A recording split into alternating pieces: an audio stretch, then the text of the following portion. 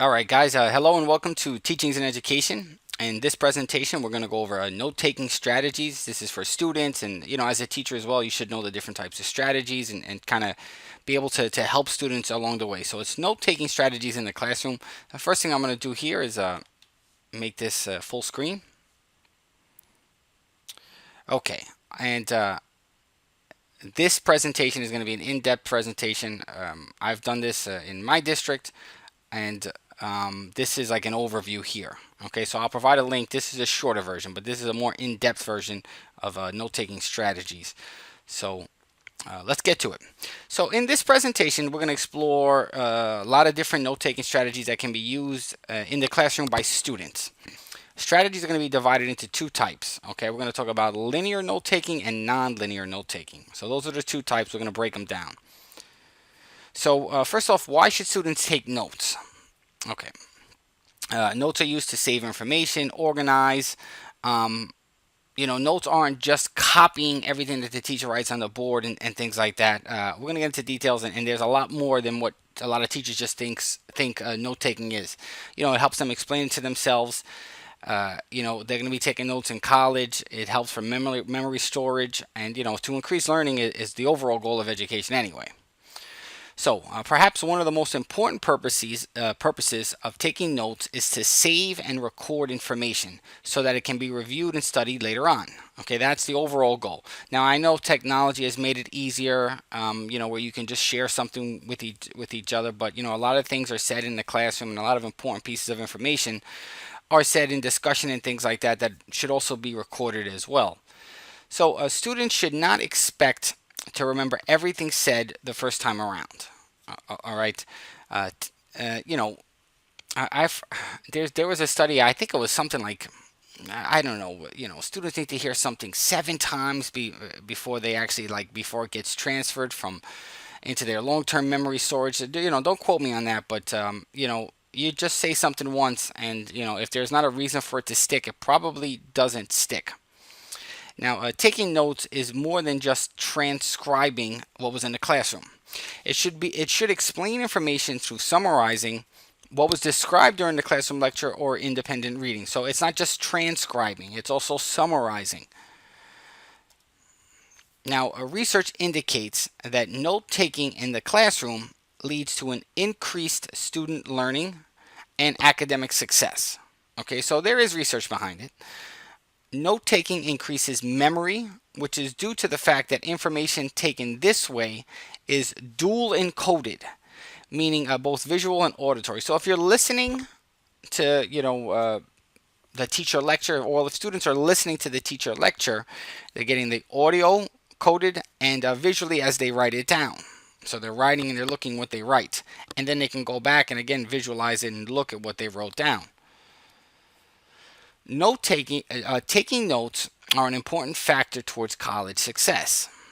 Several methods of note-taking help organize information, thus making the information easier to comprehend. As we go on, we're going to talk about, like, an example. I believe it's called the Princeton method we go over here, which is a specific note-taking strategy. So, college and taking notes, go hand in hand. Students should learn note-taking as early as possible, right? We want to prepare them for college, so if they're in 6th grade, 5th grade, get them to start taking notes. All right, some useful tips.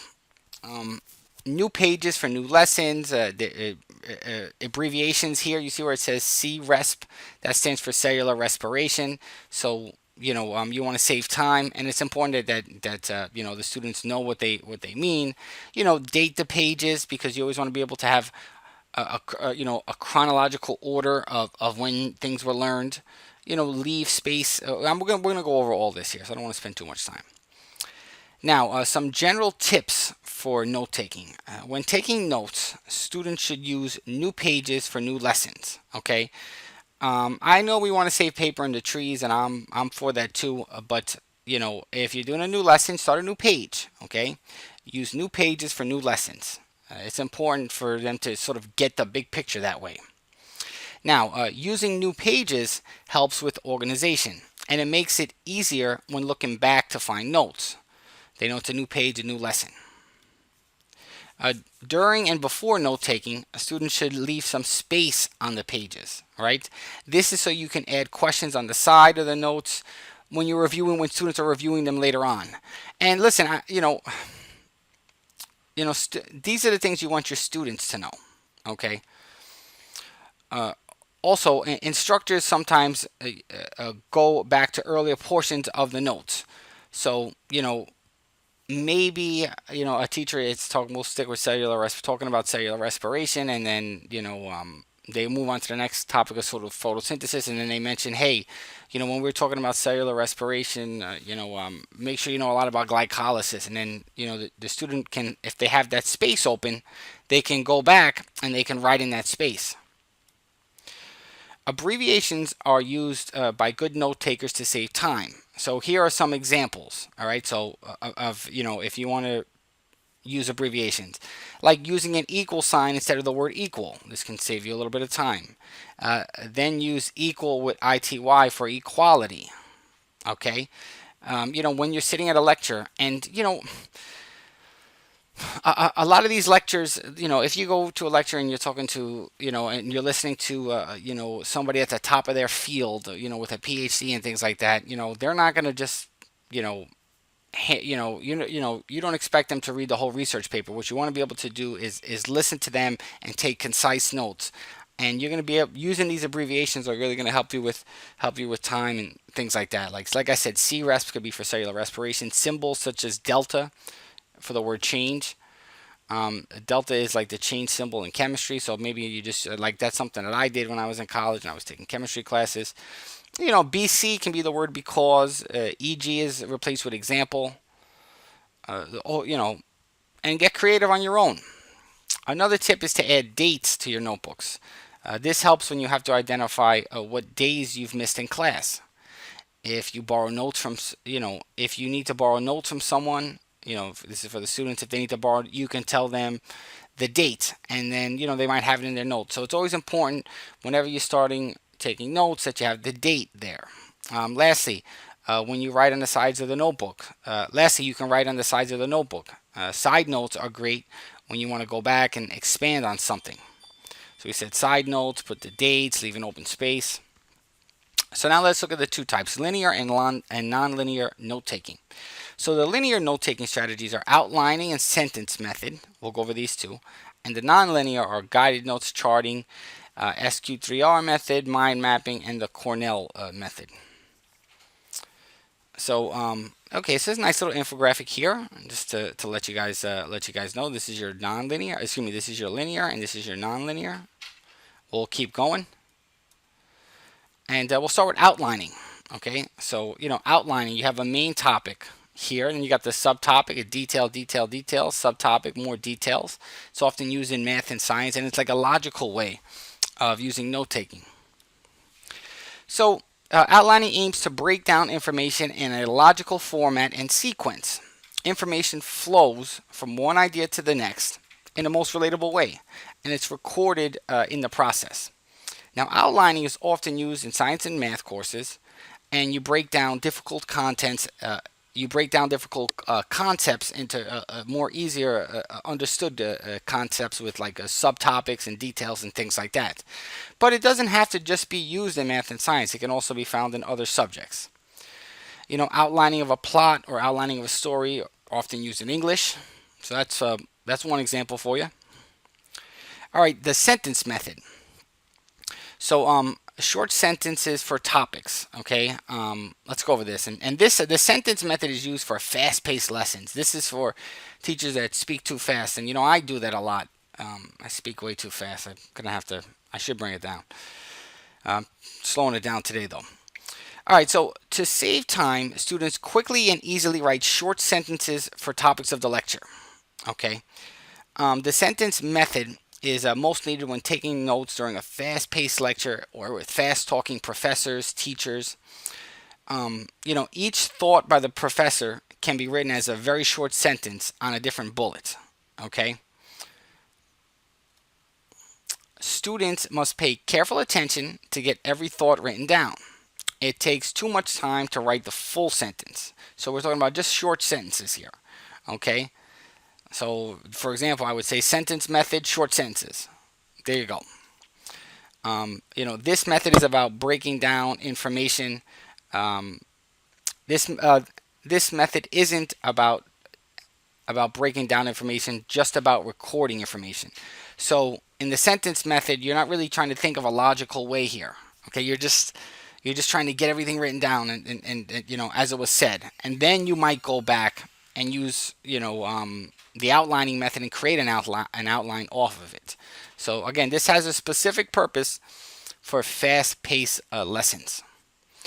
So now the SQ3R method here, which is survey, question, read, recite, and review here. Okay, it's a cool one.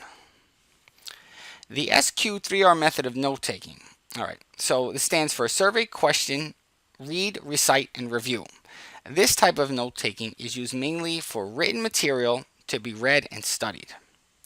When students are assigned a chapter in the textbook to read, the SQ3R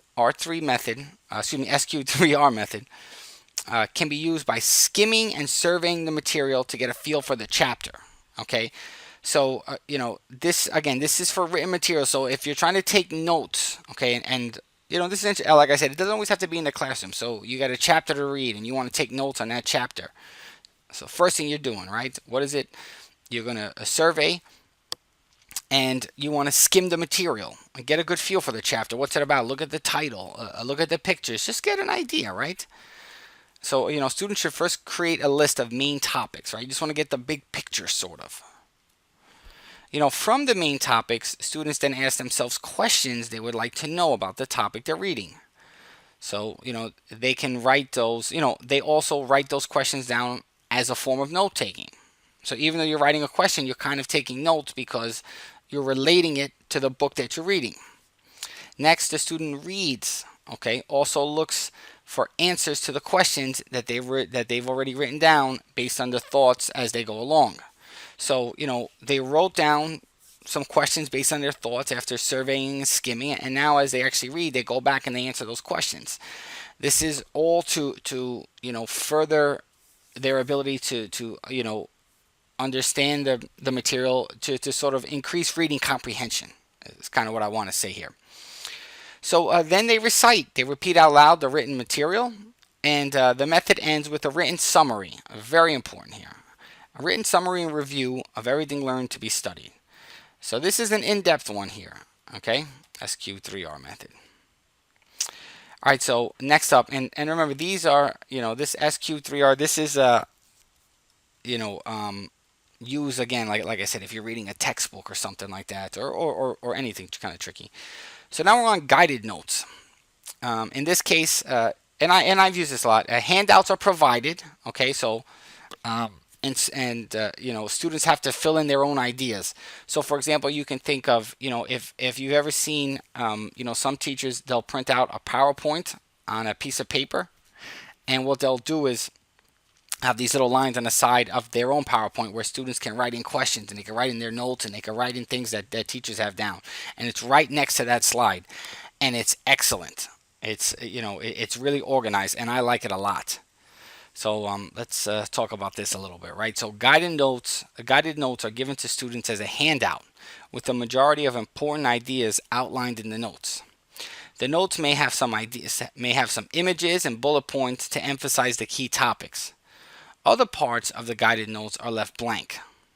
That is done intentionally for the student to fill in, right? So on the notes on one side, you've got images, and on one side you have images, and you could have a picture of a slide, like maybe this slide, and then on the other one they can fill in the notes. All right, so let's take a look here. Guided notes actively involve the learner in the note-taking process, okay, because they have to fill in. Students should use guided notes as a study guide to prepare for upcoming exams. That's great too. Use it as a study guide. Guided notes place the responsibility on the students, while the teacher can use it as a form of scaffolding the assignment. And you can maybe you're given a worksheet, and students have to go back and answer the questions based off the slides presentation. But if you put those questions directly as a guided note right next to that slide, it's kind of scaffolding because it's helping the students, it's provided that extra support for the students to know exactly what slide goes with what question they have to answer. So that's a nice little modification there. For like special needs students. Mind maps. Okay, ideas are connected to a main idea. So we'll get to this. All right. So mind mapping is mainly used to connect ideas to larger main ideas. So you're connecting small ideas to larger ideas. Mind maps begin at the center of the page with the main purpose. Other ideas stem off the main purpose or goal. Similar to mind maps are graphic organizers, which can also help students identify connecting ideas. Graphic organizers come in many shapes and sizes, but are still different than mind maps. Mind mapping may include drawings and images. Many students have created mind maps that are quite artistic. Okay. Here's a short video I have. I think it's about 2.5 minutes on graphic organizers. I go over the T chart, cause and effect, webbing, all different stuff here. But I also have a video on mind map. Yes, I have one on mind mapping as well. And you can see here, just from the title image, it's let's say you're teaching factoring quadratic equations, or factoring quadratic expressions, let's say. Well, what are the methods for solving that? Well, one method could be grouping. The next method could be the quadratic formula. The next method could be the swing and slide method. So, you have the main idea and you're sort of branching ideas off of it. You're connecting these, topics to the main topic. Charting. Okay. So charting is more basic than it sounds. Basically, it means using charts to organize information. One way to chart information is through organized tables. Tables are used in many different subjects. You can find charting through tables in textbooks, many history textbooks, and things like that. And teachers. I think sometimes, as a teacher, we get, so caught up on the details that we don't teach the big picture. So, teachers might not provide a great chart or something, or just put information or something like this, and just, doing a lesson on, let's say, predator and prey. And, maybe the teacher is saying, oh, the lion and the hyena, and then they could go, the bird and an insect, and things like that. But as a student, taking notes, you can put here two sides, predator, prey, and then you can put in a nice little chart, and it would be easier than just, like, for example, just writing everything out on a piece of paper, because again, it's dual encoded, right? And you're able to sort of visualize it. It touches that spatial part of our brain. So listen, identifying similarities and differences is another way to chart, but similarities and differences, I have here the Venn diagram. That's also that goes back to the graphic organizers we were talking about. Identifying similarities and differences. If you look at Marzano's 9 teaching strategies, the highest yield, or the most effective strategy in teaching any concept, he has as identifying similarities and differences. So this is really important, and that's one of the best ways to learn, is if you can identify similarities and differences, right? I mentioned it right here. It really enhances learning. Checklists also chart information as a sort of a classification method. So checklist is like a classification, and that's also talked about by Robert Marzano as a high yield. As a high yield teaching strategy, because information can be easily sorted and recognized. Our brain works where when we see something or think about something, we're automatically, classifying that. So maybe we see a bug on the floor and we don't know what type of bug it is, but we know to automatically, put it in the insect field, and that's how our brain works. So these two are very important. And, they could be a part of note taking using checklists. And, listen, this note taking here, again, this doesn't have to be just a teacher lecturing. This could be, going through a textbook, and let's say, or even just, taking notes on a slide presentation like this. Okay, and taking that information and creating checklists, or doing a similarity and different chart. Have students doing that on their own. It's all like a part of metacognition, where students are learning how to learn better. All right, so the Cornell method. All right, so by Dr. Walter Polk. I don't know if I'm saying his name right, from Cornell. Okay, so the Cornell method was created by W. Polk. All right, so students use their notebooks to separate information into three categories. The first category is cues, which are questions and keywords. So it doesn't have to just be questions, but just like important words there too. And there's also a section for notes, and then there's a summary. Okay, so this right here is a perfect outline of what it could look like, and it's like an 8 by 11 piece of paper. Again, the bottom is the summary of information for the students to review. Okay, so they're going to review this. They put their questions here, notes here. Digital technology.